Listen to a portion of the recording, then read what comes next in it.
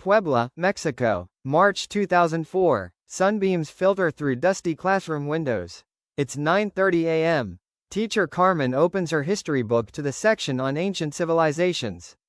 Just a normal Tuesday morning. 23 children sit at their desks. Some are paying attention, others are doodling in their notebooks. No one knows that this morning will change their lives forever. At 9:47, time stood still. Teacher Carmen began talking about the Aztec rituals at the Templo Mayor. About sacrifices, about how priests offered lives to the gods to maintain the balance of the universe.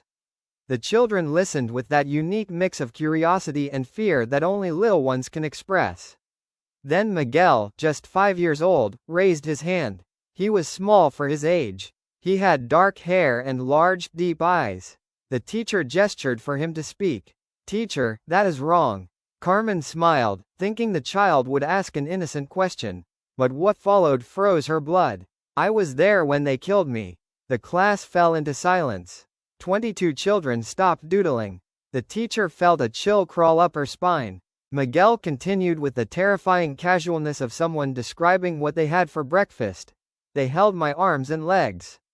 The heart makes a sound when it comes out of the chest, you know. Like the flapping of a wet bird. But louder. The priests were singing, and copal smoke was everywhere." Carmen's hand trembled. She had been teaching for 43 years. She had seen thousands of children. But none had ever spoken like this. None had spoken with that look in their eyes. Old eyes. Eyes that had lived 500 years. Miguel paused, then added, "The knife wasn't gold like it says in your book, teacher. It was black obsidian, and it vibrated when it hit the bone. I still remember it." Teacher Carmen wrote a report to the school administration that day. The family was called urgently. What started as a simple history lesson turned into one of the most disturbing documented investigations into reincarnation. This is the story of Miguel Hernández. A story that will make you question everything you believe about life, death, and everything that exists beyond. You are about to hear narratives that caused archaeologists to question their careers, evidence that forced skeptics to accept the impossible, and discoveries proving that some memories can cross centuries. Get ready, because this isn't just a story about a kid with weird memories. This is the story of how the past can come back to teach us truths we'd prefer not to know. The Hernandez family was the kind of family you could find anywhere in Mexico. Ordinary, hard-working, humble. The father, Carlos, was 42. He worked as a mechanic at a repair shop in downtown Puebla. His hands were always greasy, but his heart was always clean. He woke up at 6 in the morning and returned home at 7 in the evening. On weekends, he strolled through the plaza with his family. The mother, Maria, was 38. A classic Mexican mother. She kept the house spotless, made fresh tortillas every day, and took great care of her children. She went to church every Sunday and had good relationships with her neighbors. They had 2 children, Anna, 8 years old, smart, talkative, successful in school, and Miguel, 5 years old, quiet, thoughtful, always looking out the window. They lived in the San Manuel neighborhood. It was a working-class area of Puebla. Their house was small but warm. 2 bedrooms, a living room, a kitchen, and a small backyard. Family photos and religious icons hung on the walls. A normal life. Problem-free. Far from mystery. Miles away from paranormal events. Until Miguel turned 4. At first, it was small things. Miguel would sometimes look at the sky from the window and say, "The sky used to be redder." Maria would laugh, thinking, "Baby memory." Then Miguel would stop while playing in the backyard. He would look at the dirt. "This place used to be full of water," he would say. "A big lake, and there were boats, but not sailboats." Carlos would frown. "Son, this place was never a lake." But Miguel would insist. "It was, Dad, until the men on horses came." Men on horses? Carlos and Maria would exchange looks. How did the child know about the Spanish conquistadors? When he turned 5, Miguel's behavior became stranger. He wasn't just saying strange things anymore. He had started speaking a strange language. At dinner, he would suddenly stop and mumble words. Not words, sounds. Guttural, muffled intonations that were impossible for a child's mouth to produce. Miguel, what are you saying? Maria would ask. The meal prayer, Mom. We used to always pray like this. Maria would get uncomfortable. We pray in Spanish, son. In our language. Miguel would shake his head. But this is my real language. The language we spoke in the temple. Carlos and Maria would look at each other. Temple? What temple? But things became truly worrying the day Miguel made that statement at school. When teacher Carmen's phone rang at noon, Maria was in the kitchen. She knew from the tone of the voice that something was wrong. Senora Hernandez, you need to come to the school. Miguel said something unexpected in class today. Maria felt her heart rate speed up. Is my son okay? Is he hurt? No, no. Physically he is fine. But I can't explain this over the phone. Please have your husband come too. An hour later, Carlos and Maria were in the principal's office.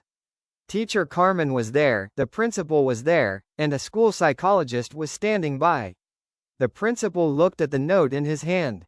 Senor and Senora Hernandez, your son made a quite disturbing statement in history class today. Carlos leaned forward. What did he say? Teacher Carmen took a breath. He described an Aztec sacrificial ritual as if he had experienced it personally. He didn't just give details not found in history books, he also shared personal experiences. Personal experiences? Maria's voice trembled. The principal continued, your son said he remembers being sacrificed. He described how it felt, the type of knife used, what the priest said, the smell of the ceremony. The room fell silent. According to the psychologist, there were three possibilities. First, Miguel had been exposed to this information on TV or in a book and personalized it with childish imagination. Second, he had experienced some kind of trauma, and the mind had created a fantastic past as a defense mechanism. Third, the psychologist paused. Third, I don't know. Science hasn't explained it yet. That night, the Hernandez family returned home in silence. They ate dinner in silence. Miguel was his usual self. Playing with his toys, watching cartoons on TV, acting like a normal 5-year-old. But at 3:15 a.m., everything changed. The first nightmare came 3 days after the school incident. Maria was in a deep sleep. Carlos was snoring lightly. The house was quiet, just the hum of the refrigerator and distant dog barks. Then came the scream. Time: 3:15 a.m. Maria jumped out of bed. Her heart was pounding in her chest. Carlos woke up rubbing his eyes. What's happening? Miguel. Maria ran to the hallway. When they entered Miguel's room, the child was sitting up in bed. He was soaked in sweat. His pajamas stuck to his body. But the most frightening part was his eyes. They were open but empty. As if his body was there, but his soul was somewhere else. Miguel, baby. Maria hugged her son. You just had a nightmare. But Miguel didn't give normal reactions. He didn't shake. He didn't cry. He just touched his chest and said in a calm voice, Mom, it hurts so much where they cut. It hurts every night. Maria froze. No one cut you, son. It was a dream. Miguel looked at his mother. That look. That old, deep, pained look. It wasn't a dream, Mom. It was a memory. And it comes back every night. Carlos entered the room. Son, we're here. You're safe. Miguel nodded but didn't seem convinced. I know I'm safe now, Dad. But I wasn't then. I was scared then, but I couldn't show I was scared because I was a prince. Princes can't show fear. Carlos and Maria exchanged looks. Prince? Miguel lay back in his bed but didn't sleep. He watched the ceiling and mumbled words in that old language. Soft, rhythmic, almost like a song. Maria sat by her son, holding his hand. But Carlos made a decision. He took his phone and left the room. The next 3 nights were the same. Every night at 3:15, Miguel would wake up. Every night covered in sweat, with that old look, speaking in the old language. On the 4th night, Carlos was ready. He put his phone on recording mode and waited outside Miguel's door. 3:15 a.m. The scream came, but this time Carlos didn't go in. He pressed the record button and waited. 47 seconds. He recorded Miguel speaking in that old language for 47 seconds. The words were fluent. The sentences were connected. There were grammatical rules. This wasn't gibberish. This was a real language. The next day, Carlos showed the recording to a coworker. The friend listened and frowned. You need to show this to a professor. Carlos emailed the recording to an anthropology professor. No answer came for 2 days. Then his phone rang. Señor Hernandez? The voice sounded old and serious. I am Professor Hernandez, from the UNAM Anthropology Department. I listened to your son's recording. And? Carlos held his breath. Your son is speaking Nahuatl. But not just Nahuatl, classical Nahuatl, from the post-classic period, around the 14th-15th century. This dialect hasn't been spoken for over 500 years. The hand holding Carlos's phone began to tremble. But how is that possible? I don't know. Normally, it's not possible. Where could your son have learned this language? Nowhere. He's never been to school, doesn't use the internet, doesn't read history books. Professor Hernandez left a long silence. Señor Hernandez, I need to meet your son. But first, I'm sending this recording to someone more important. Dr. Eduardo Matos Moctezuma, Mexico's most respected Aztec expert. If there is anyone who can explain this, it is him. The recording reached Dr. Matos that night. The 67-year-old archaeologist was at home, it was late. He opened his computer, saw the email, and downloaded the audio file. He pressed play. For 47 seconds, the world stopped. Dr. Matos listened to the voice recording 3 times. Each time he noticed more details. Pronunciation, intonation, old words that even modern Nahuatl speakers didn't know. He picked up the phone and called Carlos. Señor Hernandez, I need to see your son tomorrow. Can you come to Mexico City, to the Anthropology Museum? Carlos looked at his wife. Maria nodded. Yes, we can come. Excellent. I will give the boy a test. If it's real, if he really has past life memories, it will become clear at the museum. That night Miguel woke up again. But this time he didn't scream. He just sat by the window and looked at the moonlight. Carlos peeked through the door. Miguel, are you okay? The boy turned his head. We're going home tomorrow, aren't we, Dad? Carlos was surprised. This is our home, son. Miguel smiled. A sad smile. No, Dad. To my other home. The home with the big stones. To the temple. Carlos felt a shiver. He hadn't told Miguel what was going to happen yet. But the boy already knew. He knew because he remembered. Thursday morning, April 15, 2004. The Hernandez family boarded the bus to Mexico City. The journey took 2 hours. Miguel looked out the window the whole way. He didn't speak. He didn't look at his toys. He just watched. Maria was worried. Son, are you okay? Do you want to eat something?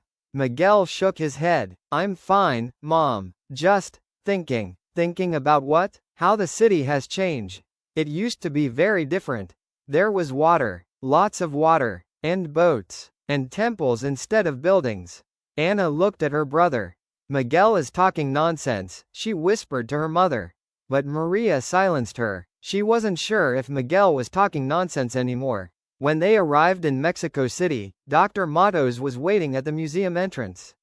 He was a tall man with white hair and deep wrinkles. His eyes were sharp and intelligent. He extended his hand to Carlos. Señor Hernandez. Dr. Eduardo Matos Moctezuma. Pleasure to meet you, Doctor. Dr. Matos bent down and looked at Miguel. The child returned his gaze. A moment lasting 2 seconds, but Dr. Matos would later say this moment changed his life. Hello, Miguel. Hello, Miguel whispered. I'm going to show you the museum today. Can you just walk around and tell me what you see? Miguel nodded. Dr. Matos's plan was simple. He wouldn't tell Miguel anything. He would just walk him through the Mexica halls and observe the child's reactions. If he truly had past life memories, certain objects would be triggers. But Dr. Matos couldn't predict how strong Miguel's reactions would be. They entered the museum. The first halls passed ordinarily. Mammoth bones, ancient ceramics, Olmec heads. Miguel showed no interest. Then they entered the Mexica hall. Miguel stopped. Suddenly, sharply. As if he had hit an invisible wall. Maria put her hand on her son's shoulder. Miguel? The child didn't answer. He just stared. At the hall, the objects, the pictures on the walls. Then he let go of his mother's hand. Dr. Matos's attention spiked instantly. He took out his phone and secretly started video recording. Miguel walked. His steps were slow but determined. He stopped in front of display case number 23. Inside was an obsidian knife. Black, shiny, perfectly shaped. A ceremonial knife. Miguel touched the glass of the display case. His fingers were trembling. "This," he said quietly. "This cut me." Dr. Matos approached. "What did you mean, Miguel?" The child answered without looking back. "My chest. Over the heart." They plunged it in once, then pulled. Then they stuck their hands in and he paused. His eyes filled with tears. And they took it out. Maria covered her mouth with her hand. Carlos stood frozen. Dr. Matos held his breath. That knife had been found during the Templo Mayor excavations in 1978. It was associated with offering ceremony number 48, involving child sacrifices. This information was not written in the museum. It was in academic papers. Expert knowledge. Miguel continued. "I told my teacher it wasn't gold. Obsidian, I said, but she didn't believe me." Dr. Matos felt his knees trembling. "Miguel, have you ever seen this knife before?" "No, but I remember. I remember everything." Then Miguel walked to another display case. Number 17. A small heart carved from jade. "These kinds of hearts were for putting the hearts of princes in," Miguel said, as naturally as if a museum guide were giving information. "My father's heart was inside something like this. He showed me before I died." Dr. Matos got goosebumps. Jade hearts were indeed used to store the hearts of high-ranking individuals. But this information was not in the books. These were archaeological inferences. Miguel continued walking. He came to display case number 31. Inside was a small statue. Huitzilopochtli, the god of war. Miguel leaned in and examined the statue's face. "He liked me," he said. "The priests always told me that. Huitzilopochtli chose you because you have a pure heart. But I was just scared." His eyes teared up. "I was so scared." Maria ran to her son and hugged him. "Miguel, enough baby. Let's go." But Miguel shook his head. "No, Mom. I need to see one more thing." He walked toward the stone altar. A large, flat, cold stone. Displayed in the center of the museum. Miguel went up to it and placed his hand on it. "I lay here," he whispered. The sky was very blue. The clouds were white. Flowers were everywhere and the smell of copal was very strong. The priests were singing and I was trying not to close my eyes because I wanted to see Huitzilopochtli one last time. Dr. Matos couldn't stop himself from closing his eyes. He had been studying Aztec culture for 30 years. He had seen thousands of artifacts. Participated in hundreds of excavations. But never had he witnessed anything like this. Miguel stepped away from the altar and looked at Dr. Matos. "Will you take me there tomorrow?" he said. "To the real temple. To the Templo Mayor. If I go there, I can tell you where the things I hid are." Dr. Matos swallowed hard. "What did you hide, Miguel?" The child smiled. A sad but determined smile. "Everything. My father's codex. Maps of secret rooms. And proof of who I was." That night Dr. Matos returned to his hotel and couldn't sleep. He took notes of what Miguel said on his computer until morning. He cross-referenced every detail, analyzed every word, and every time he reached the same conclusion. This child was either the world's greatest actor, or he truly remembered 500 years ago. The next morning he called Carlos. "Señor Hernandez, I want to take Miguel to the Templo Mayor tomorrow. To the actual excavation site. Will you permit it?" Carlos hesitated. "Will it be safe?" "I promise you, nothing will happen to him. But, we must do this. If he truly has memories, they will surface there." Carlos looked at Maria. Maria nodded through tears. "Okay, we'll go tomorrow." Saturday, April 22, 2004. The sky was clear, blue and limitless. The historic center of Mexico City was full of tourists. Street vendors were selling tacos. Mariachi bands were playing. A normal weekend, but it wasn't a normal day for the Hernandez family and Dr. Matos. They drove to the historic center. Miguel sat in the back seat, looking out the window. But this time he wasn't silent. He was talking. "There was a market on the right," he said. "A big market. People came from all over the empire.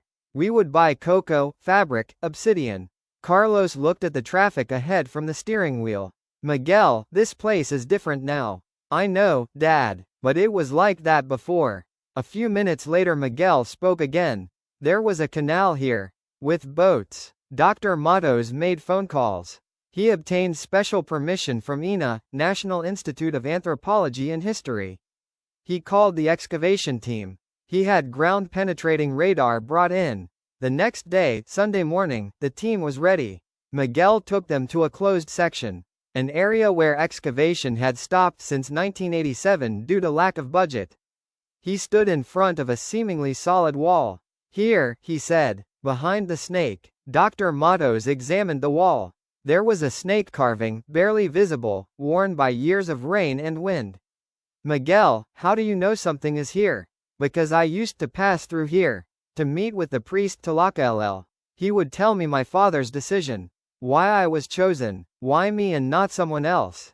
He paused. He would cry every time. Couldn't it be someone else? He would ask the gods. But the answer was always the same. The radar team started working. They scanned the wall, checked the screens. The lead technician looked up. Dr. Matos, there is a void here. What? A void at 2.3 meters deep. And, it looks like a corridor. Dr. Matos held his breath. Are you sure? Absolutely. There is something here. They began digging. The first shovel removed centuries of compacted soil. The second revealed the edge of carved stone. The third showed the beginning of a corridor unseen for 500 years. At 4:47 p.m., the tunnel opened. Dark, deep, mysterious. Miguel smiled. You can see my secret library now. The team prepared flashlights. Miguel took the first step. As if he was born to walk in this darkness. The tunnel spiraled down to a depth of 12 meters. The walls were covered in hieroglyphs. Symbols Dr. Matos hadn't seen in his 30-year career. But Miguel became the guide. Watch out for the broken step, he said. Indeed, the third step was cracked. There is a protrusion on the left wall. There was. Be careful here, the ceiling is low. It was. Miguel knew this place by heart. At the end of the tunnel was a small room. The walls were covered with fresco paintings. Gods, princes, rituals. We used to hide the sacred codices here, Miguel said. And when I was scared, I would come here. It was quiet. I felt safe. The team took photos, took measurements, documented everything. When it reached 11:30 p.m., Dr. Matos made a decision. We will set up camp here. We continue in the morning. Blankets were laid out. Miguel lay down next to his mother and fell asleep immediately. But he didn't stop talking. At 1:15 a.m., Miguel started speaking. But not Spanish. In Nahuatl, old, classical Nahuatl. Dr. Matos immediately turned on the recorder. Miguel spoke for 2 hours and 17 minutes. Uninterrupted. Fluent. But the scariest part was that he spoke as if he were chatting with someone. Asking questions, leaving pauses, reacting as if receiving answers. At 2:15 a.m., Miguel said, Why did it have to be me, Tlacallel? I was so little. 8 seconds of silence. Then, I understand. The gods needed a pure heart. Dr. Matos felt goosebumps. But the worst was yet to come. The next morning, the sound technician analyzed the recording. He maximized the volume, applied frequency filters, and in that 8 seconds of silence, he found something. Another voice. Adult. Male. In Nahuatl language, it was the most precious of hearts, little prince. That is why the gods chose you. The technician showed the recording to Dr. Matos. Doctor, how is this possible? Dr. Matos listened to the recording. Once, twice, 3 times. There was no scientific explanation. The 47-minute recording contained conversations between a child from the 21st century and voices from 500 years ago. Rituals, beliefs, daily life. Details present in no historical document. When Miguel woke up in the morning, he seemed calm. I talked to them, he said simply. To the priests, to my father, to Tlacallel. They are all here. They have always been here. Dr. Matos felt his knees go weak. Miguel, are they real? Miguel nodded. Of course they are real. They just exist in a different way. That morning Miguel gave Dr. Matos a drawing. He had made it during the night. It was a detailed map of the underground tunnels, with precise measurements, with Aztec symbols. In the middle, there was an X mark labeled, treasure, in Nahuatl. Here, Miguel said, I hid the most important thing here. Excavation began according to Miguel's map. 12 meters north, 4 meters down. It took 3 days. The first day they found ceramic shards. The second day textile remains. The third day, at exactly 4.2 meters deep, the shovel hit something hard. A stone slab, perfectly carved, sealed with a lime mixture. When they opened it, the contents changed the world. A pristine codex, a mate paper pages, hieroglyphs, pictures, and a story. The story of the prince child sacrificed to Huitzilopochtli, named Itzamna, a prince who promised to return to protect his people's secrets. The codex contained a self-portrait. The face was identical to Miguel's. But the most shocking part was the text. Dr. Matos translated, Tlacallel cries with me every night. He says the gods could choose someone else. But my father, the emperor, decided.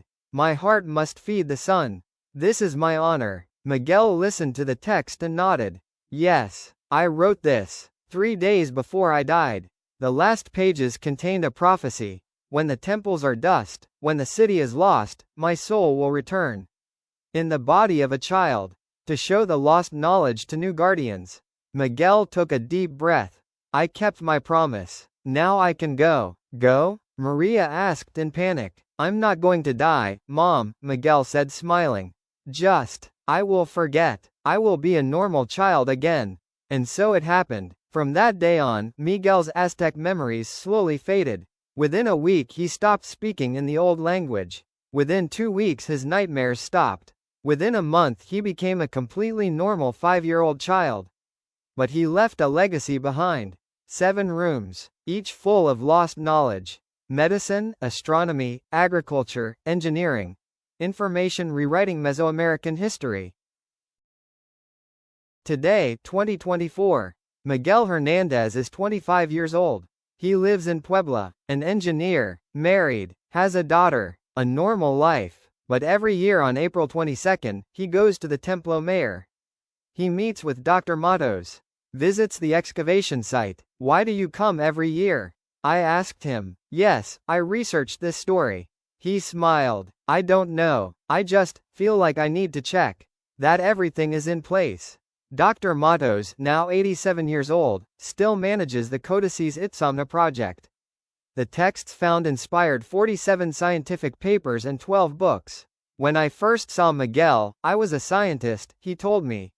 Now I don't know. Maybe souls really exist. Maybe death is not the end. Maybe some stories are waiting very hard to be told. How many Miguels are among us? How many children remember impossible things? How much lost knowledge is waiting to wake up? Next time a child says, I lived this before, maybe you should listen.